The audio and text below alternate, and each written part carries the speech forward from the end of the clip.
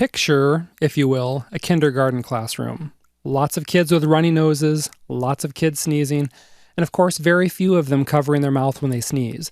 Little bits of infected spittle landing everywhere. And by the end of the week, almost everyone's infected with a cold and sneezing like crazy. Okay?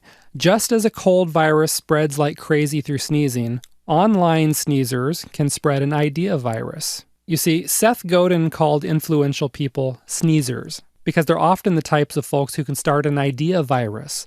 When a sneezer shares something on social media, a blog or some other platform, the product or concept takes off like crazy. One good example of a very influential sneezer is Oprah Winfrey. Back when she had her talk show, all she had to do was mention a book and it would hit the bestseller list literally overnight. She turned authors into millionaires by recommending their books to an audience that respected her, listened to her, and snapped up everything she recommended. You know, that's extremely powerful. Another example of a sneezer is George Takei, who at one time was best known for playing Sulu on Star Trek. Today, he's known for his influence on social media. If you check his Facebook page, you'll see he has one of the most popular pages on Facebook with millions of likes. Every time Takei posts something on Facebook, he propels thousands and sometimes even hundreds of thousands of people to share, like, and comment on his content. He can single-handedly kickstart the viral effect on a video or meme. And he can also generate big revenues for the occasional Amazon product he links to. He's definitely a sneezer in the science fiction and geek world. So here's the point. You need to find the George Takeis and Oprah Winfreys of your niche and get your products and viral content into their hands. Then, let these sneezers infect your niche by telling their rabid audiences about your ideas, content, and products. Now, generally speaking, influential people in your niche fall into two categories. The first category belongs to other marketers in your niche. These are the folks with the big newsletter lists, the big blogs, and so on. Their audiences are highly responsive because the marketers have taken the time to develop a relationship with these readers. These marketers are the heavyweights in your niche because they can make you a whole lot of sales in a very short amount of time. Or they can get your articles, videos, and other content spread around. That's why you'll want to recruit these influential marketers to your affiliate program or propose joint ventures to them.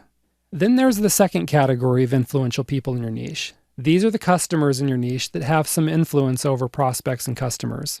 Okay, these folks are a little different. They aren't marketers, yet they often have an engaged audience in the niche. They're kind of like the cool kids in high school. Everybody wants to sit with them at lunch and everybody hangs on their every word. These may be people who have a just for fun blog or lots of followers on social media. In other instances, you may see them as longtime and respected community members on niche forums, or even as a recognized regular commenter on other people's blogs. So while they may not be trying to make money in the niche, they still have a lot of power and influence. People respect them, people listen to them, and people take their recommendations seriously.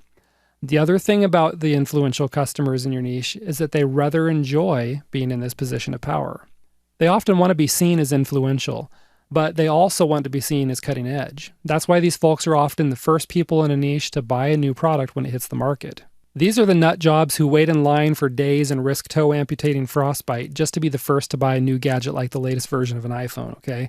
They do so they can tell all their friends how cool the gadget is, and they don't let anybody forget they were the first to get it. All right? They're doing the same thing in your niche too. They're always the first to buy a product, and then they run to their favorite platform, such as a Facebook group, just to tell everyone else about their new purchase.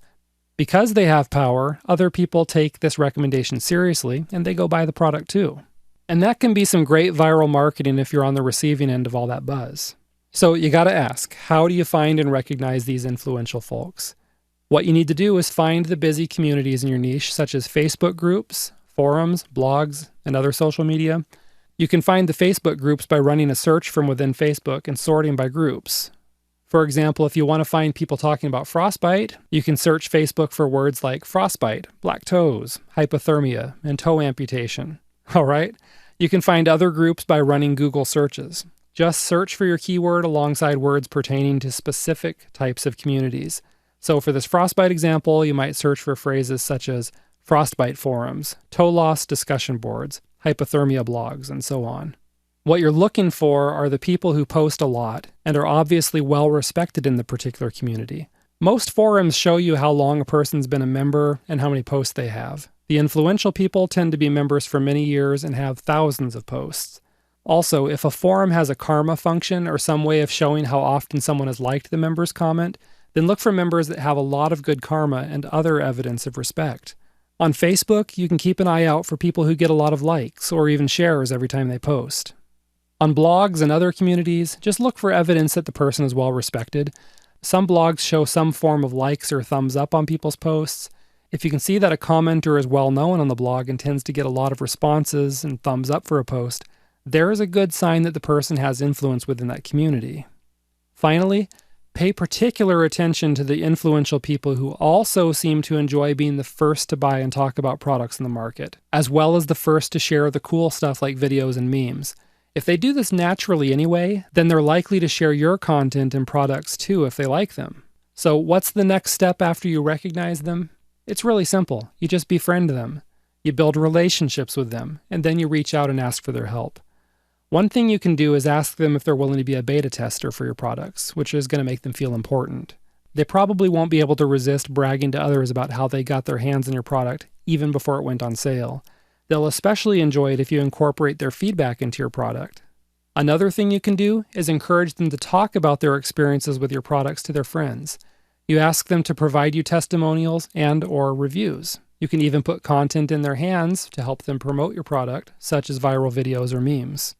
The end result of this is that you'll have influential people in your niche buzzing about your product and sharing your viral content. That's enough to kickstart a viral effect, generate more traffic, and of course, generate more sales. So that's pretty much how you get sneezers who aren't business owners to help you launch products and content in your niche.